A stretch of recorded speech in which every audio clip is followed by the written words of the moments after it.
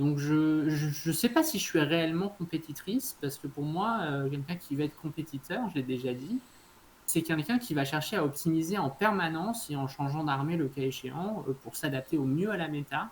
Si ce n'est que tu as ta phrase de teasing pour la rediffusion, puisqu'Aimée a dit « Je ne suis pas vraiment compétitrice ».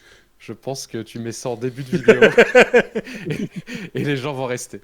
Surtout qu'elle a dit qu'elle n'était pas là pour démonter les autres, juste là pour les manger en fait. C'est pas pareil. C'est pas pareil. Il n'y a absolument aucune haine. Enfin, êtes-vous vraiment des méchants face à un plat de pâtes ou des épinards? Non.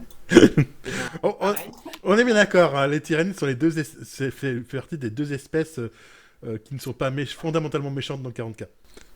C'est laquelle la deuxième? Les orques, parce qu'ils sont trop cons pour être méchants. C'est vrai. C'est un point de vue. C'est un point de vue. Mais ils sont bons. Ah bah c'est des champignons. Hein. Exactement. Alors, effectivement, je passe en dernier, donc quasiment tout a été dit. Bon, et puis de toute façon, je pense que la conclusion, c'est si Aimée n'est pas compétitrice, je pense qu'en fait, la compétition n'existe pas. Du coup...